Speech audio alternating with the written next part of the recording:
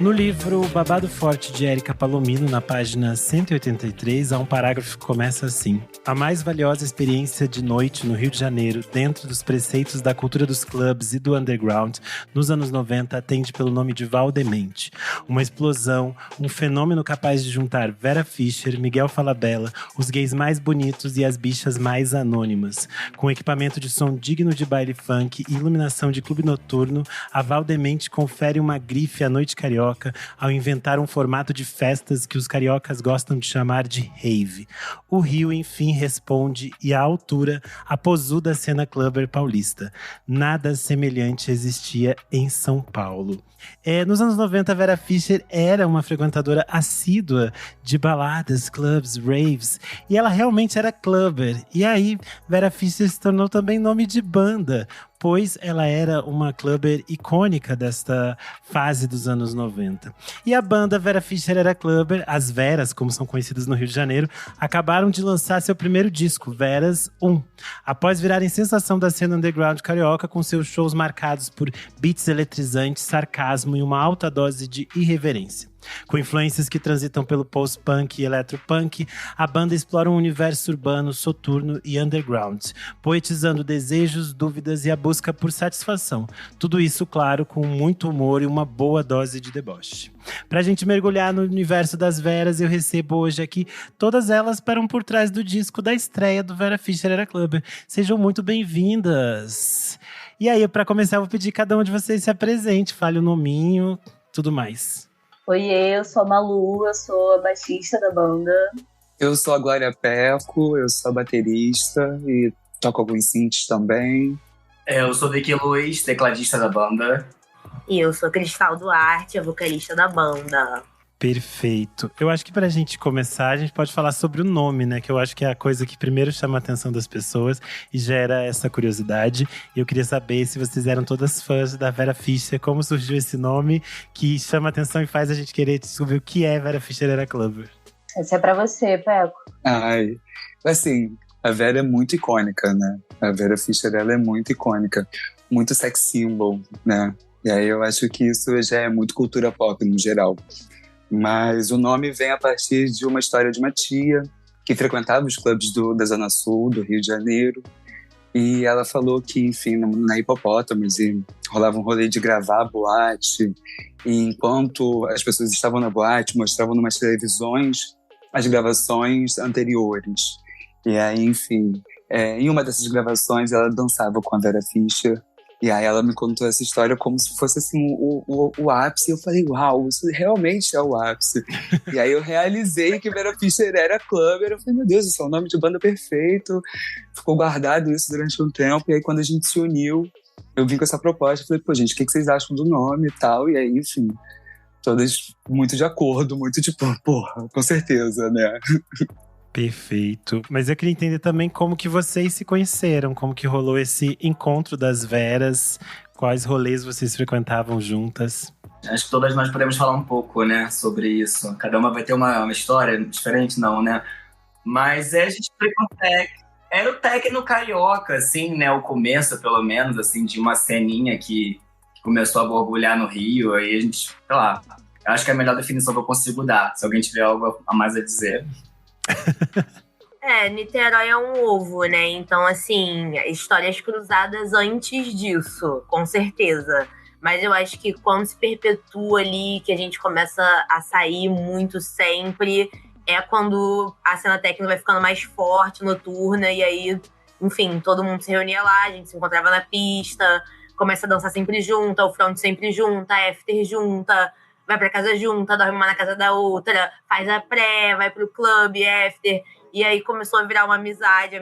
E assim, antes da gente ser banda, a gente passou muito Réveillon junta, viajamos. Então, assim, antes de ser a banda, a gente ficou irmã.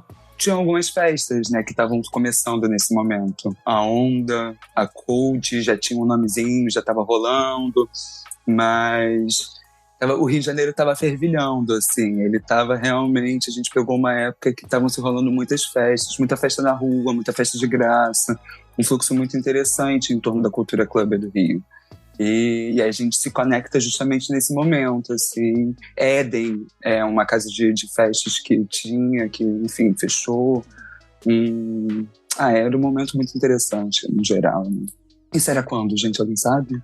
2017, sei lá. 2016, 2017. Eu acho que é interessante pensar em que momento vocês começam a nascer como banda também. Porque vocês falaram ali que primeiro surgiu essa amizade. Como que nasce a banda Vera Fischer Era Club?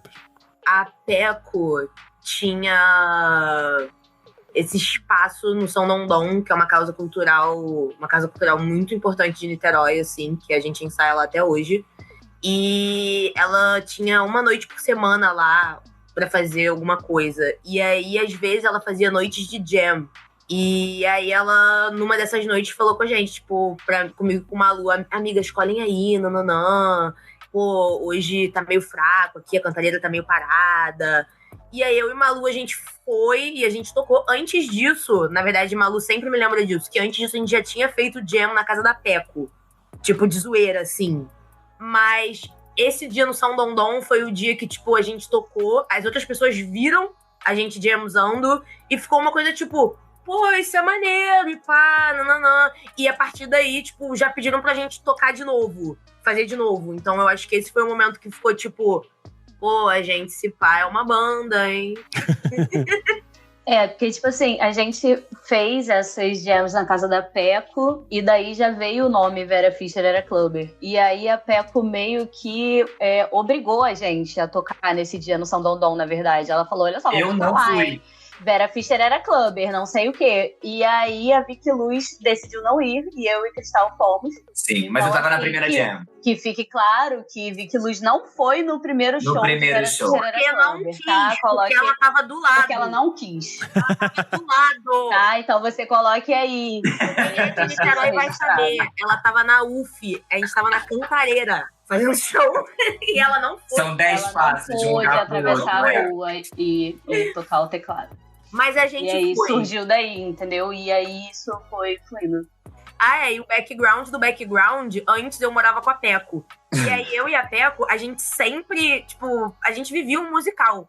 A gente acordava de manhã cantando, a gente ia dormir cantando, a gente só se comunicava cantando. E, enfim, tinha esse desejo de... Tem o projeto Peco, né, antes também, que já existia já há um tempo. E aí essas coisas foram se conectando. A parada é essa, assim, eu tinha um projeto musical, trabalho já com a iPad há muito tempo, e aí eu comecei a entrar no processo comecei a trabalhar com os outros instrumentos, a experimentar outros instrumentos, e aí Malu tinha um baixo, falei, pô, amiga, me empresta seu baixo. Aí Vicky Luz tinha um teclado, eu falei, pô, amiga, me empresta seu teclado. E aí quando eu vi, eu tava cheia de instrumento em casa, tipo assim, muita coisa, ligada simultaneamente. E eu falei, pô, se o teclado é de Malu, se o teclado é de Vicky Luz, se o baixo é de Malu, tipo, pô, vamos... E eu já escrevia várias canções com Cristal, já sabia da potência de escrita de Cristal. Falei, pô, vamos embora jamzar, sabe? Eu fico na bateria e vamos gastar uma onda. E foi delicioso. Foi muito bom, deu muito certo. Maravilha. Eu acho que é interessante a gente, antes de entrar nas músicas mesmo, falar um pouco para vocês como é esse espaço da noite, do clube, da música eletrônica, para também a experiência de vocês de liberdade. Eu, pelo menos, tenho uma sensação que a pista de dança tem um espaço de congregar e de encontrar amigos e de descobrir experiências que às vezes a gente não pode ter no dia a dia. Eu queria entender para vocês como funciona esse espaço, especialmente ao lado de amigas. Cara, tem uma música da Peco que fala um pouco sobre isso, né? Eu acho que é interessante ela responder baseado nisso. Citando aqui, pô, tudo vai ser citado, amiga, realmente. Claro. É muito sobre isso, que doideira. Mas o nome da canção é Éden, que é essa boate falecida. Livres bailam até o amanhecer. Se reconhecem, se reestruturam. Princesas livres bailam até o amanhecer, se reconhecem e se reestruturam, fecham seus olhos por segurança, pulos, correria e dança. A força se criou da margem, a dor nos fortaleceu, a crítica é selvagem, uma de nós ontem faleceu. E, enfim. Incrível. No caso, a falecida era a Mateusa, que frequentava a cena junto com a gente. Mas, no geral, é essa relação, assim, de primeiro princesas, desse grupo de pessoas queer, muito livres, sabe? Enfim, dançando, se encontrando. E era muito uma sensação realmente eu, pelo menos, tinha. De acolhimento, né, eu acho. E de princesas, de estarmos lindas. Essa sensação é sobre isso também, né? Se sentir ali completa, Exato. pertencente com as nossas, né? Pois é, e se identificando, e Sim. tipo, cada uma no seu formato, cada uma no seu visual, cada uma na sua estética. E isso, tipo, sendo respeitado, admirado e sei lá. E gerando essa comunicação muito genuína entre a gente, muito, muito simples ao mesmo tempo também, né? Eu sinto, assim. Eu acho que desde que a gente se conhece, a gente troca muito fácil, é muito prazerosa a troca, no geral, desde sempre, assim. Ai, tô arrepiada. Eu não prestei atenção na pergunta, mas pela resposta da Peco eu peguei a pergunta. Eu acho que, cara, a noite pra mim sempre teve muito essa pegada de ritual mesmo, assim. Eu já tive eu fazia cinema, né, e aí eu escrevi um roteiro de documentário sobre isso, que era esse se preparar pra noite como um ritual das bacantes, sabe? E o techno tem muito isso, porque a gente se reunia, a gente bebia e a gente se montava, sabe? Fazia o look da noite, esse dress code meio tecnozão, industrialzão, preto, as correntes. E aí a gente dançava nesse 4x4 ali, louco ali na frente. Existe uma deixada da sua consciência individual para uma consciência coletiva mais forte quando você tá ali dançando com todo mundo. As relações se fortalecem sem você necessariamente precisar falar. É muito sensorial. Tipo, por isso que a nossa amizade também acho que se intensificou tão rápido. Porque você vive momentos muito, sei lá, significativos na pista, sabe? A coisa cresce rápido, o amor evolui rápido ali, você também tá numa consciência elevada. São as dinâmicas da flor da pele, né, também. E tipo, situações vulneráveis, muitas vezes, de você ter que proteger os seus ali, principalmente em festa de rua. Enfim, o bagulho vai ficando intenso, vai ficando quente, rápido. É muito gostoso, tipo, tinha essa ideia também de uma certa rotina, era todo final de semana nessa época, esse encontro se repetia, sabe? Eu ficava muito animada pra ver minhas amigas e a gente se tornar uma coisa só naquele período. Era, tipo, a melhor coisa do mundo. Então, vem muito daí, né? Tipo, um amor muito genuíno por, sei lá, por se entregar, por se perder, por curtir, por estar com o outro, pelo prazer mesmo. Acho que foi incrível, gente. Até eu me perdi na pauta aqui. Porque eu acho que é também sobre essa perspectiva, né? Que eu acho que era isso que eu queria suscitar com a pergunta mesmo, da gente poder refletir como a pista de dança também é para corpos LGBTQIA+, um espaço de liberdade, de possibilidade de você se encontrar com o outro. E às vezes momentos que a gente não tem espaço em outros ambientes da sociedade. Eu acho que isso é muito rico e eu acho que é isso que tá também latente no disco. Então acho que a gente pode começar a falar aqui um pouco sobre cada uma das faixas no faixa-faixa do Veras 1. É assim que se pronuncia, gente? Veras 1? É assim que vocês pensaram? Veras tá bom. Perfeito. Veras 1. Para começar, eu acho que a gente pode falar de Altinha, né? Que é esse abre-alas do disco, que tem esse clima meio sedutor, essa coisa meio final de tarde, indo a caminho da noite que vai começar. Eu queria que vocês contassem um pouco sobre essa faixa. What does every USAA member have in common? Family. We're one big family who supports the military community and their eligible families. And if you, your parent, or spouse served, you could join our family and save big on auto insurance. Visit USAA.com/join today to check your eligibility. Membership eligibility and product restrictions apply and are subject to change. USAA means United Services Automobile Association and its affiliates, San Antonio, Texas. Altinha tem uma história engraçada de Altinha, que é um dos versos da música, ele de fato aconteceu. Eu acho que a Peco tava na praia nesse dia comigo. Foi na minha cara, foi na minha cara. Tinha um grupo jogando Altinha e eles estavam, tipo, eles jogavam mal. E aí a bola ficava indo toda hora no nosso grupo. E aí eu tava, tipo assim, Mona! E aí lá pelas tantas eu tava, tipo assim, qual foi? Aprende a jogar, que não sei o quê. E aí o garoto virou pra mim e falou assim, qual foi? Entra aqui. Só que ele era um gostoso. E eu tava assim, entra você. Meu Deus. E aí, ficou. E acho que é muito descritivo dessa praia no Rio de Janeiro, em específico o Leme, que é esse lugar do flerte, tipo, daquela faixa de areia gigante e das altinhas rolando 1000 e de você tá lá pegando praia, mas também dando um Dos bobos que vão sem cueca de propósito jogar. Exato, você tá ficando solta ali. Elas não cara, são ingênuas. As bolas na cara. E é isso. Tem um pouco desse ar agressivo, né? Desse momento que se ampliou e fez a música. Que, enfim, eu dou cabeçada. É um pouco tipo, qual foi?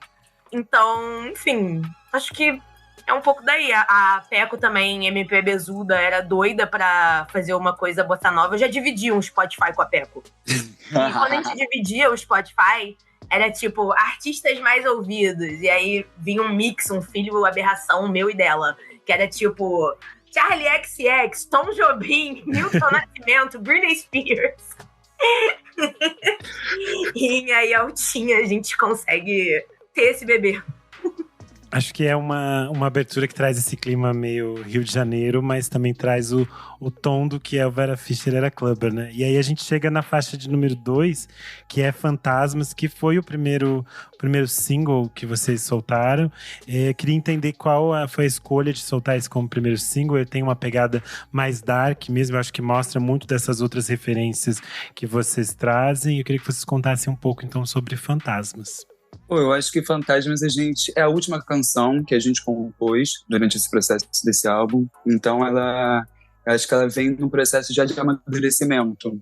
A gente já tá bem mais amadurecida, a gente já tá mais super consciente, já, sei lá, até mesmo mais potente, eu não sei se é justo dizer isso, sabe? Mas com uma vontade muito grande, assim, e já, tipo, sei lá, já com não sei se eu tô me expressando mal, mas não, com os caminhos... Não. Com os caminhos já mais, assim, já com uma noção já de coletivo mesmo. Enquanto antes, eu acho que era uma coisa do tipo, uma vinha com uma ideia, outra vinha com outra ideia. Ali em Fantasmas, eu acho que a gente já tá toda coletiva, assim, a gente já tá, tipo, pensando 4 cabeças em um projeto só, sabe? A velocidade da faixa foi a gente produziu diferente, né? Mesmo.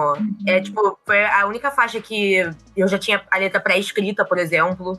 Então, tipo, é verdade, já vem várias coisas que, a gente já tava mais amadurecida. Mas o voto da gente lançar Fantasmas primeiro foi do nosso produtor, que não tá aqui, Augusto Feres.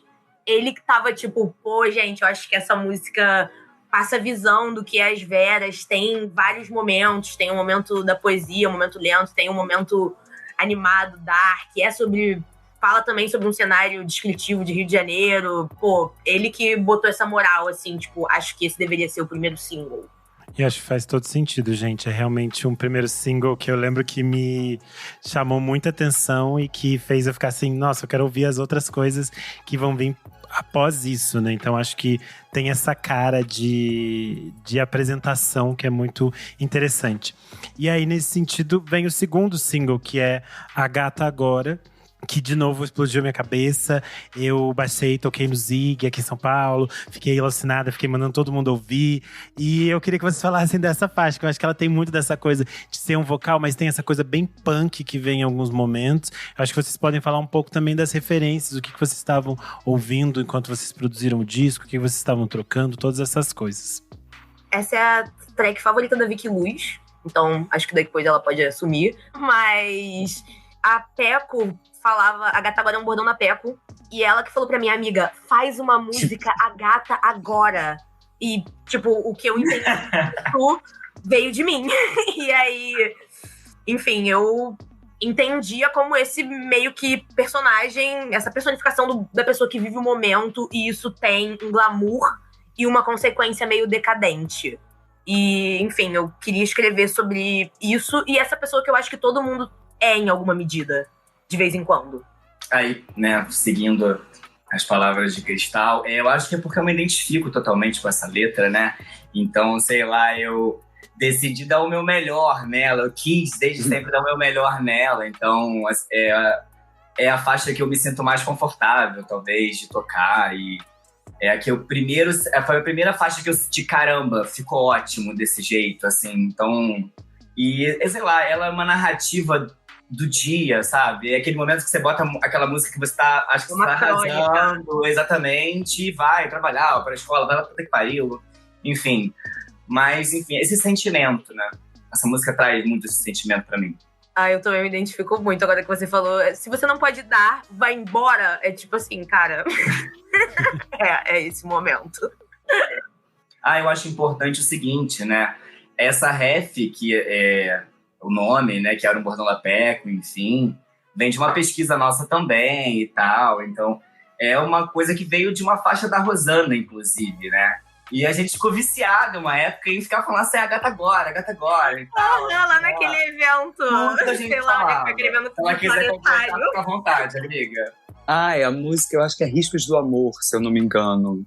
É de um álbum da Rosana, é bem icônico. É uma delícia o álbum. E eu e a Vicky Luz, a gente estava nessa pesquisa dos anos 90 no Brasil. Elas foram fundo nessa pesquisa, menina. Justamente sobre foram fundo. Sobre o que estavam fazendo de música eletrônica. Deve ter essa playlist ainda, né? Tem sim. Spotify. Uma Queertoller. Tá no Spotify de cristal, porque a gente uma Queertoller, total. Tá disponível aí, eu quem posso quiser. Te enviar, Renan. Uma Queertoller. Perfeito, essa a gente manda só pros nossos apoiadores. Essa playlist é tipo o prólogo da Gata babado. Agora. Para quem tá nos ouvindo, a faixa em questão Riscos do Amor, que a Peco citou, tem o verso que diz: a gata agora alisa, arranha o sofá, afia as unhas pra atacar, se arrasta devagar, se encolhe pra saltar, não há maneira de se salvar. Olha. E é exatamente isso. Simplesmente é sobre isso. Se você não pode dar, vai embora. Perfeito. Eu acho que agora a gente entra em barras mais pesadas. E aí a gente chega nas nossas amigas aqui da faixa número 4, Ina. E eu queria que vocês contassem um pouco mais sobre essa canção. Eu deixei pra Cristal. Eu acho que ela pode dar mais curta. Cara, Ina como letra… É muita coisa junta ao mesmo tempo, né? Eu acho que quando a gente vai escrever, nunca é uma coisa só. Tipo assim, isso é sobre isso. Eu acho que o inconsciente, ele joga várias coisas, né? Então eu acho que, tipo, tem um pouco de uma dualidade minha, de, tipo, ter começado a sair com Coca e com Ina muito cedo, e aí tinha essa coisa meio infantil e meio adulta, infantil de dia, adulta de noite, uma vida dupla, uma coisa assim. E acho que também tem uma coisa de relacionamento de amigas aí muito forte, de, tipo… não sei, relacionamento feminino mesmo, assim, de uma amizade profunda, e é isso, tudo que é muito profundo machuca um pouco e acaba desgastando de certa forma, e é aterrorizante, maravilhoso ao mesmo tempo. Então eu acho que tem um pouco dessas duas misturas de experiência nessa letra. E até o instrumental traz isso, né? Tipo, esses contrastes da distorção e tal. Tem uma mágica ali meio Disney que eu e a Peco a gente já sei lá, a gente cita, né? Então eu acho que isso que Cristal falou da letra, eu sinto também no instrumental. Também. Isso do teclado que você falou, meio Disney, é total. Sim. Eu vou botar um baixo pesadão, assim, também. Indo mais pro metal, mais pra… sei lá, pra misturar mesmo. Esse álbum todo foi feito em base de experimentações, né? E aí, musicalmente, nesse sentido, foi uma dessas experimentações que eu fiz e que deu super certo. E eu adoro tocar essa música. Essa é uma das minhas favoritas também. Ela talvez seja uma das mais desafiadoras, assim, mas ela é muito maneira. E a gente foi sujando ela. A gente nunca tava sujo o suficiente. A gente queria que ela fosse tão suja quanto o assunto, sabe? E a gente foi sujando. O Félix também, chegou pra somar completamente, pegando a música, olhando, não com a intenção de mudar ela, e sim de melhor traduzir ela porque ela é mesmo. Tipo, veio com várias ideias muito fodas, emprestou pedal, cabo, foi um pai, assim. Não, mas a distorção do baixo quem trouxe foi a Peco. A Peco que distorceu o baixo. Não, só disse que E ele foi gostou do tudo, pedal. amiga. Eu amo Mas ele tem essas sido essa coisas. pessoa. Ele tem sido essa pessoa pra gente, do tipo, foi muito importante trabalhar com ele, porque ele teve uma leitura do nosso trabalho, assim, que foi compatível com as nossas expectativas e ajudou a gente a enriquecer muito mais o material, né? E olhar as músicas de outra forma também. Sim, a gente tava sim. precisando de um olhar de fora, de alguém que entendesse a gente, conversasse com a gente. Enfim, foi realmente um processo de diálogo, assim. E essa foi uma música que a gente, tipo, botou ela no chão e sei lá, foi tipo um quebra-cabeça. Viu o que precisava, foi ali no passo a passo, tipo, entendeu o que era a música mesmo. Tipo, ela foi uma das que mais mudou, assim. Ganhou uma outra ordem pro CD, ganhou até um sentido maior como faixa, assim, da gente entender mais o que é início, meio, fim, dividir ela em setores, momentos. Mas eu gosto muito que sempre teve essa questão inicial que a gente já citou, que era esse contraste, essa proposta já de tentar gerar um som sujo e limpar isso, ir para esse conto de fadas, voltar para uma sujeira e ficar indo nesse vai e vem, trazendo um pouco da onda. Que é um fluxo da cocaína. Exatamente, né? o fluxo da cocaína. De usar, tá ótima, depois entrar numa depressão do caralho e ficar nesse vai e vem, né? Enfim. Mas isso foi muito especial desse processo também, esse sentido de que todos os elementos essenciais da música e as nossas composições e as nossas ideias foram mantidas, sabe? É isso, Férez não entrou pra mudar a gente nem nada, foi realmente a gente olhando e reorganizando. Tipo, não perdeu a identidade. O que ela era no show é o que ela é até hoje em essência, sabe? Ela só cresceu. Maravilha.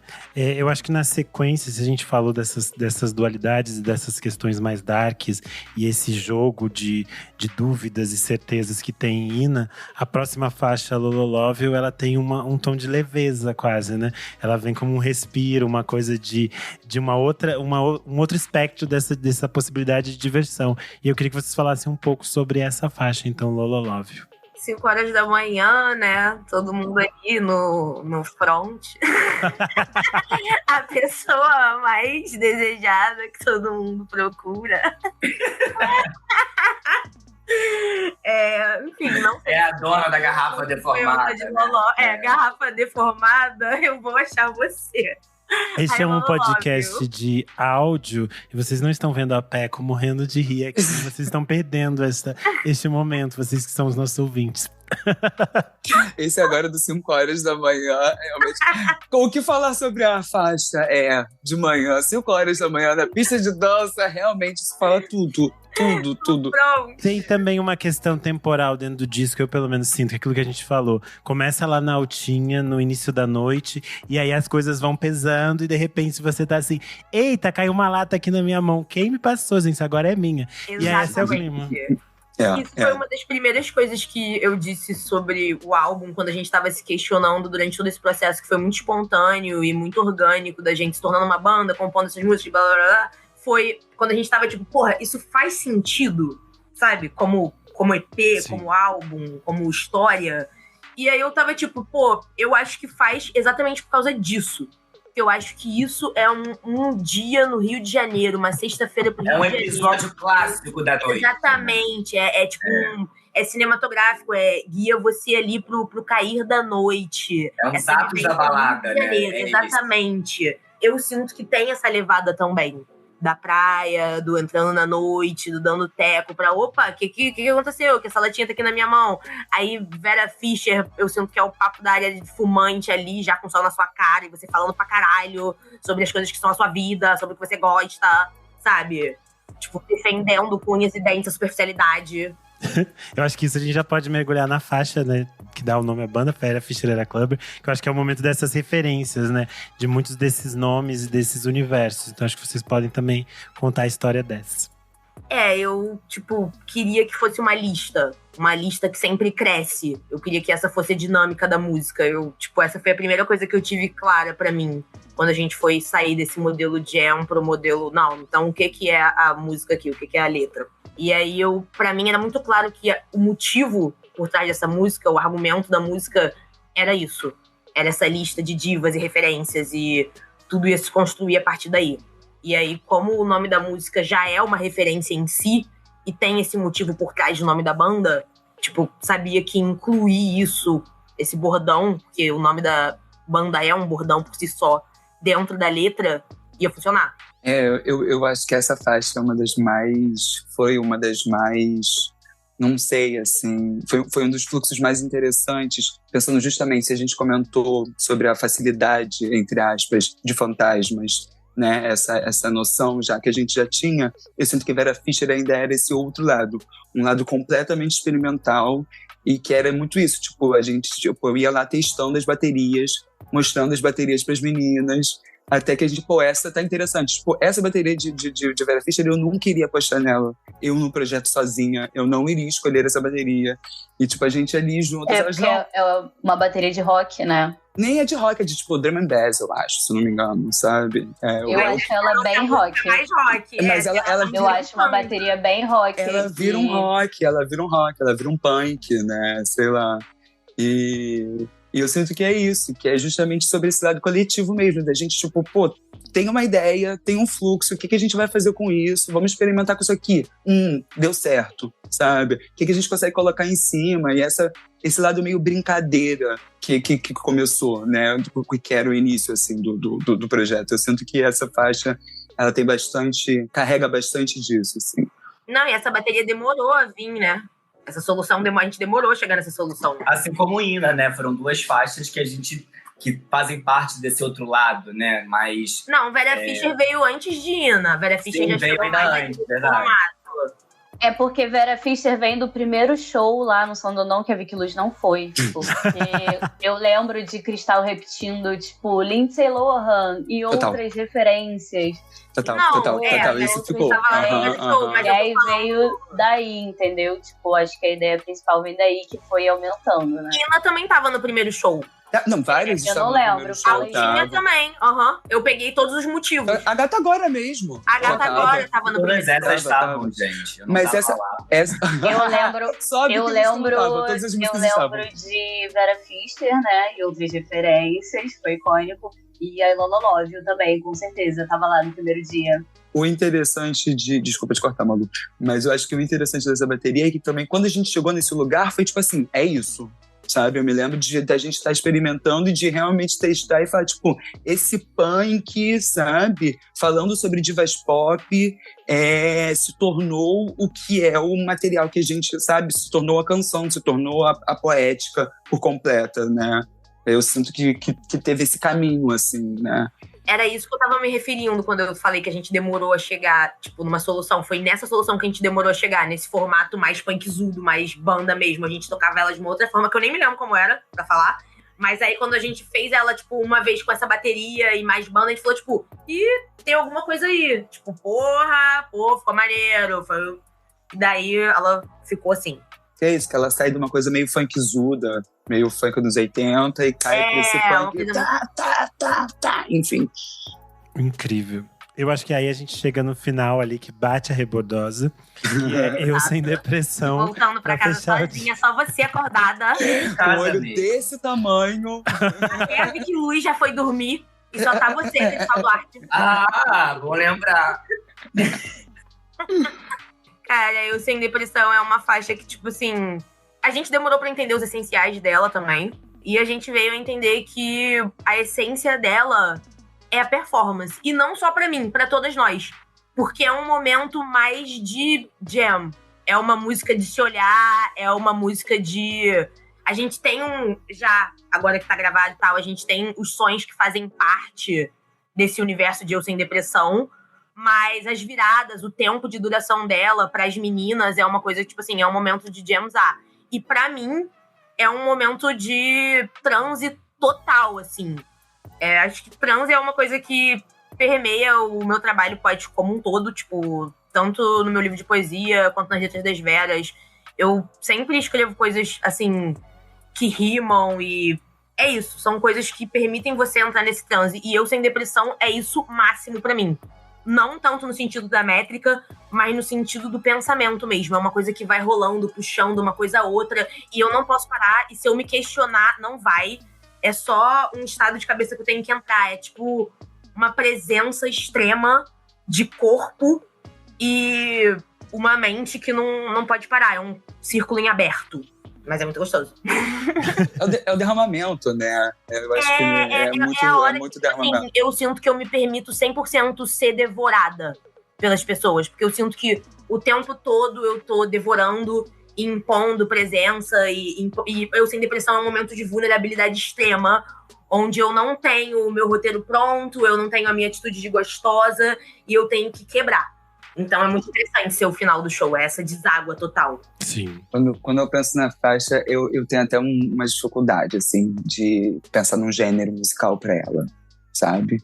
Pensando muito no que é a minha bateria, no que é o processo dela inteiro, assim, tipo, colocar ela num quadrado, eu acho muito difícil, e é isso que me encanta mais, me deixa completamente fascinada por ela. Eu acho que é a melhor canção do álbum. Adoro tocar ela ao vivo também, justamente por isso que a Cristal estava falando, por ficar muito livre na bateria, e aí ser mais prazeroso, e a gente justamente voltar para o processo que era esse processo inicial de jam, de curtir, de sentir prazer tocando, de olhar no olho e falar, vamos ver agora, e pá. E isso é muito gostoso, isso é muito prazeroso. E ao mesmo tempo, eu não sei, assim, Cristal também teve esse processo, mas, após todo um momento clubber, fui para um psiquiatra, sabe? Fui, em algum momento eu fui tentar me tratar, em algum momento eu fui tentar buscar, sabe, ajuda. Porque... Malu foi pro CrossFit. Cada também. Psiquiatra. Eu acho que é o fluxo, sabe? É o se cuidar, entende? Entendendo todo um fluxo. A gente tá falando sobre, enfim, usar muita droga, a gente também tá falando sobre um tratado psicológico, né? Sobre um psicológico fragilizado em algum momento e que, enfim, não é só com droga que a gente resolve as coisas, né? Os antidepressivos são ótimos também. É droga. Droga também. Justíssimo. Eu adorei a piada, Peco. Eu vi com uma piadinha assim da gata. Gente, eu acho que foi incrível mergulhar com vocês nesse disco. Eu espero que para quem esteja nos ouvindo também tenha sido muito interessante, que eu acho que os papos aqui são sempre muito legais pra gente poder expandir mesmo a audição do disco, descobrir coisas novas sobre esse processo, também abrir novos diálogos. Então eu deixo esse espaço para que vocês convidem as pessoas a seguirem vocês nas redes, ouvirem o disco, todo aquele merchandising final. Fiquem à vontade. Ouçam Veras 1 no Spotify, no Deezer, no YouTube Music, no Apple Music, em todas as plataformas, everywhere. Tá lá em todas. Yes. E acompanhe as Veras. Acompanhe as Veras Vera Clubber no Instagram. Podemos estar aí tocando na sua cidade a qualquer momento, se você pedir. Animando a sua Palatável festinha. Records. Nossa, a gente pode animar a sua festinha, a gente pode tocar aí na sua casa, sei lá. Você chama a gente. E a gente tá afim, a gente tá com vontade. A gente tá aberta pra negócios, basicamente é isso. A gente tá na pista. Arrasaram. Eu também estou aberto para negócios, gente. Então você pode apoiar o nosso podcast no apoia.se/podcast VFSM. A partir de R$5 você ajuda a manter vivo esse podcast. Participa do nosso grupo fechado para apoiadores no Telegram. Tem acesso a vários programas com bastante antecedência e outras coisas mais. Então segue a gente também em @podcast VFSM. Eu sou o Renan Guerra, _Renan Guerra em quase todas as redes. E é isso. Mais uma vez agradecendo a presença das Veras aqui. E até a próxima. Tchau, tchau. Beijinho. Tchau, Gil. Obrigada pelo convite. Amei.